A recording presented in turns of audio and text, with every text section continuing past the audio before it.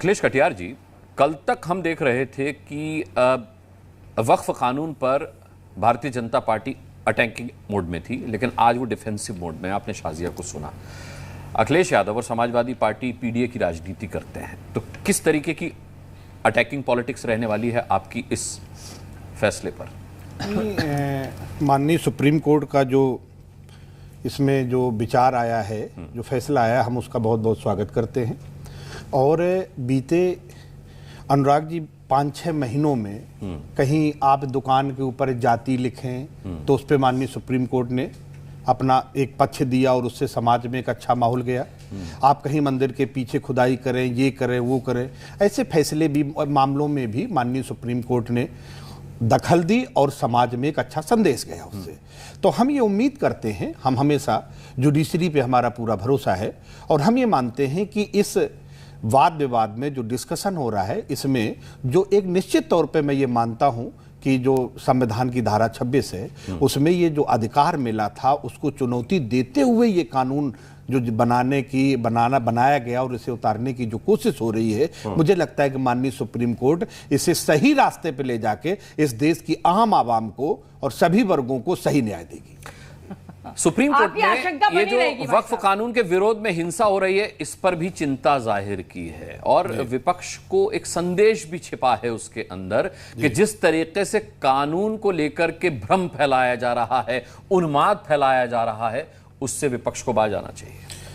नहीं, यहाँ 4-5 मुद्दे में बहुत सब लोगों के ध्यान से सुनता रहा कि बड़ा पेड़ गिरता है तो शोर भी होता है, बड़े बदलाव होते हैं। इस देश ने, इस सरकार के, चाहे नोटबंदी के बड़े बदलाव हैं उसके भी परिणाम देखे हैं। लोग क्या परिणाम उसके आ गए भाई? परिणाम देखे ना कि क्या बदलाव था, ये बदल जाएगा, ये हो जाएगा। डाक के 3 पात्र, यहाँ तो कुछ नहीं बदला। काला धन आ जाएगा, फला कुछ हो जाएगा, जीएसटी लगा जिसका हवाला देकर के आप ये कर रहे थे मध्यम वर्ग, उसको कोई परेशानी नहीं थी, उसको परेशानी नहीं, लेकिन यहाँ कुछ बदला भी नहीं। चाहे लोकपाल लेके आए हो, यहाँ भ्रष्टाचार खत्म हो जाएगा, ये हो जाएगा। तो उन चीजों से इस देश में जितना महिमा मंडित करके जितने बड़े बदलाव के सपने भारतीय जनता पार्टी ने दिखाए, जमीन पर उसका कोई प्रभाव देखने को अनुराग जी नहीं मिला। दूसरी बात, हम ये जानना चाहते हैं कि गरीबी, चाहे ये वक्त के माध्यम से बड़ी चर्चा हो रही है मुस्लिम समाज की गरीबी पे, बेरोजगारी पे, उनके हालात पे, आप कभी इसको गरीबी उन्मूलन का कार्यक्रम बनाते हैं, फिर कभी गरीबी अमीरी की बात करके आप रिजर्वेशन भी लेके आते हैं। भाई धार्मिक मामला है, आर्टिकल 26 के अंदर बहुत सारी प्रोविजन है, उस पर हम बहुत डिटेल से बात करेंगे, तो ये समय हमारा 20-25 मिनट का है।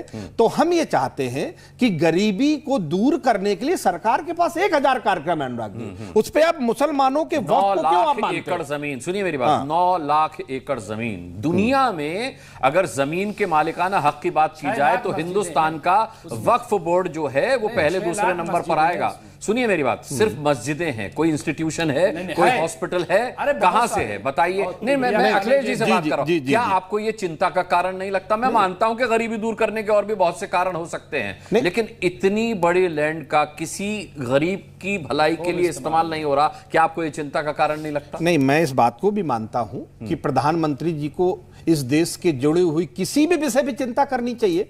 मंदिरों के पास भी लाखों एकड़ जमीन है, उसकी भी बात है। हम ये नहीं कहते कि आप वो करें, ठीक है, लेकिन लाखों एकड़ जमीन है। तीसरी बात, आपके पास आप रिजर्वेशन पे भी आप आर्थिक आधार पे लेके आते हैं, संविधान की मूल भावना वहां पे भी बदल देते हैं। तो कानून पे बात करते हैं। एक क्लोजिंग कमेंट आचार्य विक्रमादित्य, छोटा सा कमेंट मैं आपको कहूंगा। आप समाजवादी लोग उत्तर प्रदेश के अंदर राजा रहे, मालिक रहे वहां के,